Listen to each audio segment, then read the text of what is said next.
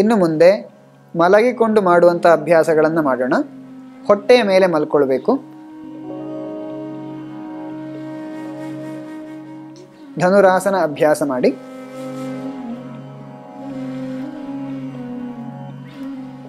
ಶ್ವಾಸ ಬಿಡ್ತಾ ನಿಮ್ಮ ಎರಡೂ ಕಾಲುಗಳನ್ನು ಮಡಚಿ ಪಾದದ ಗಂಟನ್ನು ಹಿಡ್ಕೊಳ್ಳಿ.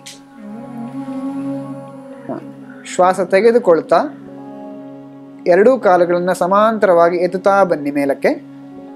ನಾಭಿಯ ಮೇಲೆ ದೇಹದ ಭಾರ ನಿಲ್ಲುವ ಥರ, ಸೆಂಟರ್ ಆಫ್ ಗ್ರಾವಿಟಿ ನಾಭಿಯ ಮೇಲೆ ಬರಬೇಕು. ಮೇಲೆ ನೋಡ್ತಾ 5 ಉಸಿರಾಟ ಮಾಡಿ.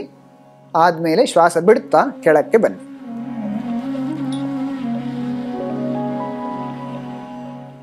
ಡೈಜೆಷನನ್ನು ಉತ್ತಮಗೊಳಿಸಲು ಇದು ಒಂದು ಉತ್ತಮವಾದ ಅಭ್ಯಾಸ.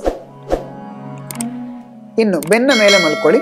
ಜಠರ ಪರಿವರ್ತ ಅಭ್ಯಾಸ ಮಾಡೋಣ.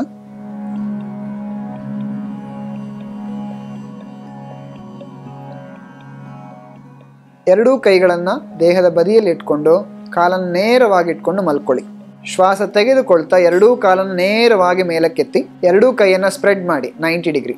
ಇನ್ನು ಶ್ವಾಸ ಬಿಡ್ತಾ ಎರಡೂ ಕಾಲುಗಳನ್ನು ಬಲಭಾಗಕ್ಕೆ ತಗೊಂಡು ಹೋಗಿ ಕಾಲ ಹೆಬ್ಬೆರಳನ್ನು ಹಿಡ್ಕೊಳ್ಳಿ.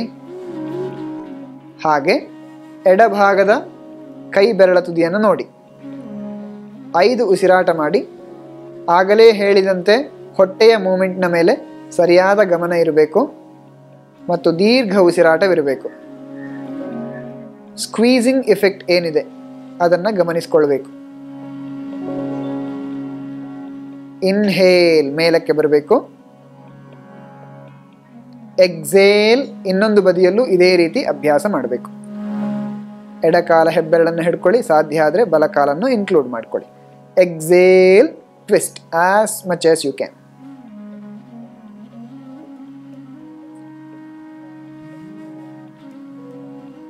ಐದು ಉಸಿರಾಟ ಆದ ಮೇಲೆ ಶ್ವಾಸ ತೆಗೆದುಕೊಳ್ತಾ ಮೇಲೆ ಬನ್ನಿ.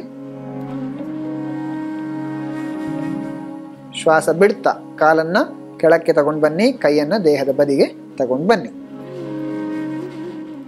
ಮುಂದಿನ ಅಭ್ಯಾಸ ವಿಪರೀತ ಕರಣಿ.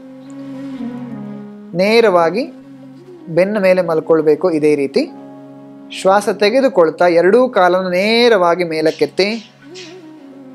ಹಾಗೆ ನಿಮ್ಮ ಹಿಪ್ಪನ್ನು ಕೂಡ ಲಿಫ್ಟ್ ಮಾಡಿ.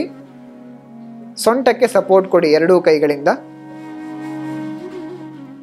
ಬೆನ್ನು ನೇರವಾಗಿರಬೇಕು, ಆರ್ಚ್ ಆಗಿರಬೇಕು.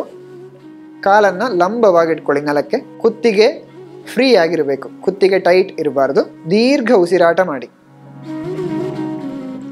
ಹೊಟ್ಟೆಯ ಭಾಗದ ಮೂಮೆಂಟ್ನ ಮೇಲೆ ಗಮನ ಇರಲಿ. ಕಾಲನ್ನು ರಿಲ್ಯಾಕ್ಸ್ ಆಗಿಟ್ಕೊಳ್ಳಿ. ಈ ಅಭ್ಯಾಸ ಮಾಡುವುದರಿಂದ ರಕ್ತ ಸಂಚಾರ ಉತ್ತಮಗೊಳ್ಳುತ್ತದೆ ಪೂರ್ತಿ ದೇಹಕ್ಕೆ.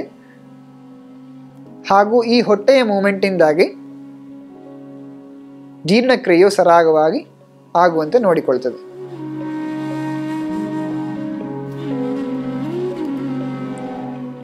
ವಿಪರೀತ ಕರಣಿಯಲ್ಲಿ 20ರಿಂದ 25 ಉಸಿರಾಟ ಅಂದರೆ ಮಿನಿಮಮ್ 3 ಮಿನಿಟ್ಸ್ ಅಭ್ಯಾಸ ಮಾಡಿದರೆ ತುಂಬ ಉತ್ತಮ. ಅವರವರ ಕ್ಷಮತೆಗೆ ಅನುಗುಣವಾಗಿ ಅಭ್ಯಾಸವನ್ನು ಮಾಡಬೇಕು. ವಿಪರೀತ ಕರಣಿ ಅಭ್ಯಾಸ ಆದ ನಂತರ ಹಲಾಸನ ಅಭ್ಯಾಸ ಮಾಡಿಕೊಳ್ಬೇಕು. ಶ್ವಾಸ ಬಿಡ್ತಾ ಎರಡೂ ಕಾಲುಗಳನ್ನು ನೆಲಕ್ಕೆ ತಗೊಂಡು ಬನ್ನಿ. ತಲೆಯ ಹಿಂಭಾಗಕ್ಕೆ ತಗೊಂಡು ಬಂದು ನೆಲಕ್ಕೆ ಒತ್ತಿ. ಪಾದವನ್ನು ಹಿಂದಕ್ಕೆ ಚಾಚಿಕೊಂಡು ಬೆನ್ನ ಹಿಂಭಾಗದಲ್ಲಿ ಕೈಗಳನ್ನು ಇಂಟರ್ಲಾಕ್ ಮಾಡಿಕೊಂಡು ನೆಲಕ್ಕೆ ಒತ್ತಿ. 5 ಉಸಿರಾಟ ಮಾಡಿ.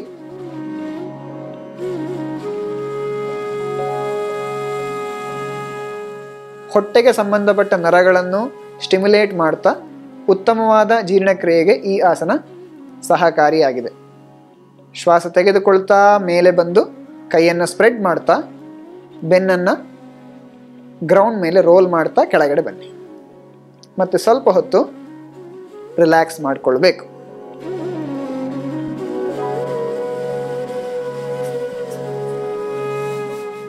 ಈ ಎಲ್ಲ ಅಭ್ಯಾಸಗಳನ್ನು ನಿತ್ಯ ನೈಮಿತ್ತಿಕವಾಗಿ ಮಾಡುತ್ತಾ ಬರುವುದರಿಂದ ಹೊಟ್ಟೆಯ ಸಮಸ್ಯೆಗಳು, ಜೀರ್ಣಕ್ರಿಯೆ ಸಮಸ್ಯೆಗಳು, ಗ್ಯಾಸ್ಟ್ರೈಟಿಸ್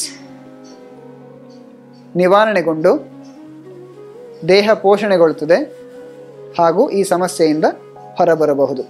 ಜೀರ್ಣಕ್ರಿಯೆಗೆ ಸಂಬಂಧಪಟ್ಟ ಎಲ್ಲ ಸಮಸ್ಯೆಗಳನ್ನು ಹೋಗಲಾಡಿಸಿಕೊಳ್ಳಬಹುದು. ಮತ್ತು ಉತ್ತಮವಾದ ಆರೋಗ್ಯವನ್ನು, ಉತ್ತಮವಾದ ಇಮ್ಯುನಿಟಿಯನ್ನು ದೇಹದಲ್ಲಿ ಬೆಳೆಸಿಕೊಳ್ಳಬಹುದು. ನಮಸ್ತೆ.